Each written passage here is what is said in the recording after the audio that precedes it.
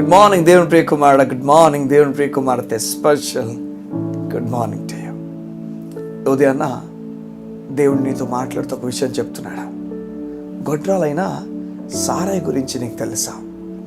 తన జీవితము చేదైన స్థితిలో ఉన్న ఒక జీవితం. తను ఎంతగానో కోరిందో పెళ్ళైన తర్వాత బిడ్డలు కలిగి ఉండాలని. ఆ కోరిక తన జీవితంలో నెరవేరలే, ఒక సమయం వరకు నెరవేరలే. అలా కృంగిపోతున్న వారు యోధైన ఎవరు ఉన్నారా? యోధైనా వింటున్నా నువ్వు ఉన్నావేమో. నీ జీవితంలో నువ్వు అనుకున్న కోరిక, దీని తర్వాత జరగబోతుందని అనుకున్న కోరిక నీకు నెరవేరలేదేమో. ఆ నెరవేరకపోవడం వలన నువ్వు ఎవరికి చెప్పలేక కన్నీటితో దుఃఖంతో బాధపడుతూ ఒక మూలలో ఉండిపోయావేమో. అమ్మా, సారాయి ఒక దినము తను అనుకున్నది ఏమవుతుందో దాన్ని దేవుడు తన జీవితంలో నెరవేర్చాడు.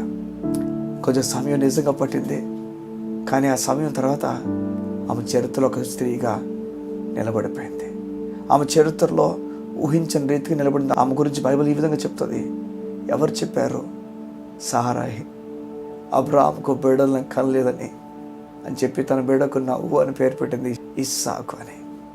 చూడండి, బైబిల్ ఏం చెప్తుందంటే, ఉదయం నీకు నీ జీవితంలో కార్యం చేసే వ్యక్తిని నేను, నీకు గర్భఫలం ఇచ్చేది నేను, నేను దీవించేది నేను, స్వస్థపరిచేది నేను. నీ జీవితంలో లేట్ అవుతుందని, సమయం అయిపోతుందని, ఇంకా అయిపోయిందని చెప్పి భయపడిపోవడం ఆపేసి, నా దేవుడు నా కొరకు గొప్ప కార్యాలు చేయబోతున్నాడు ధైర్యంతో ముందుకు వెళ్ళడానికి ఇష్టపడు. నీ కోరిక సఫలం కాకుండా నలిగిపోతున్నావేమో. ఇంతేనండి, ఇది జీవితం ఇంతే, ఎప్పటికైనా జీవితం ఇలాగే వెళ్ళాల్సిన పని ఉందని చెప్పి కృంగిపోతున్నావేమో. నీకంటే ఒక జీవితం మీద అలసిపోతున్నావేమో. లేదు, యేసయ్యలో ఖచ్చితంగా నీకు జీవితం ఉంది. ఖచ్చితంగా నువ్వు ఈరోజు నీ నిర్ణయాలు ఆపేసుకో. నువ్వు చెడుగా వెళ్ళాలన్న ప్రయత్నం ఆపేసే, నీకు చాలా జీవితం అన్న ప్రయత్నం కూడా ఆపేసే. కారణం, దేవుడు జీవితం ఇవ్వగలడు, కొత్త జీవితాన్ని ఇవ్వగలడు. నమ్ము, ఆయన విశ్వాసం ఉంచు. బైబిల్లో ఎంతమంది లేరు అనాథముల చేత నెట్టబడినవారు, కుటుంబం చేత నెట్టబడినవారు, ఇంకా జీవితం అయిపోయింది అనుకున్నవారు. వారికి దేవుడు కొత్త జీవితం ఇవ్వలేదా? నీకెందుకని ఇప్పుడు అనుకుంటున్నావు? ఎందుకని నీ జీవితం నిరాశపు బాటలు నువ్వు తీసుకుని వెళ్తున్నావు? లే, అబ్రాహాము తన భార్య అనుకున్నారు, సారే అనుకుంది, పెళ్ళైన తర్వాత నాకు బిడ్డలు కలుగుతారు, ఆ బిడ్డను ఎత్తుకుంటాను, ఆకాశానికి ఎగరేస్తాను, సంతోషంతో ఆడుకుంటాను, అమ్మాను పిలుపు వింటాను. ఇవన్నీ జరగలే. కొంతకాలం వరకు సారాయికి జరగలే. కృంగిపోయింది, అలిసిపోయింది.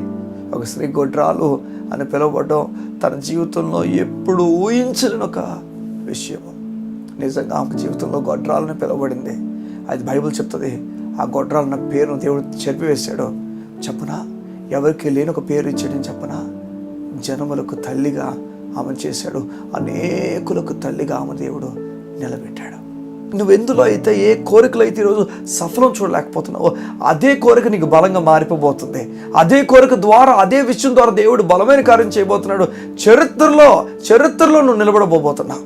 ఆ విషయం బట్టి చరిత్రలో దేవుడు నిన్ను పెట్టబోతున్నాడు, ఉన్నతమైన కార్యాలు జరిగించబోతున్నాడు. కాస్త సమయం పట్టని దానికి దేవుడు నమ్ముతున్న వ్యక్తి ఆ సమయానికి తన జీవితం అప్పగించడానికి ఇష్టపడతాడు.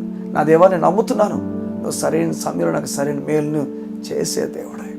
మార్త మరియా తన సహోదరుడైన లాజరు చనిపోతున్న విషయం, లేకపోతే తన సహోదరుడైన లాజరు రోగి అయి ఉన్నాడన్న విషయాన్ని యేసు ప్రభుకు పంపించినప్పుడు యేసు అక్కడ ఆలస్యం చేసి రోగంతో ఉన్నవాడిని చనిపోయినంత వరకు ఆయన కలకుండా అక్కడ ఉండిపోయాడు.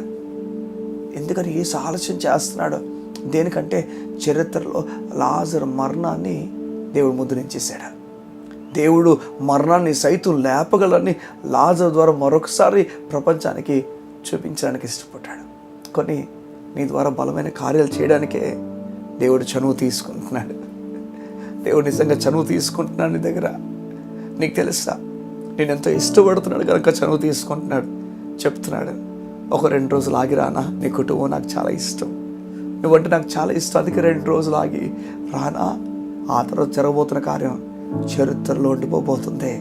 ఉదయాన్న ఒక 2 రోజులకి దేవునికి అనుమతిస్తావా? హ్యాపీగా సంతోషంగా ముందుకు వెళ్ళా. లాజర్ ఆ 2 రోజులు అనుమతి ఇచ్చాడు. సమాధిలో అయినా ఉండడానికి ఇష్టపడ్డాడు. ఈ ఉదయాన్న నీకు మాట చెప్తున్నాను, సమాధి ముగింపు కానే కాదు, మరలా దేవుడు జీవింప చేయగలవాడు. గొప్ప కార్యం నీ కొరకు చేయగలవాడు. ఎవరైనా కళ్ళు మూసుకుంటావు, నీ గురించి ప్రార్థన చేయడానికి ఇష్టపడుతున్నాను.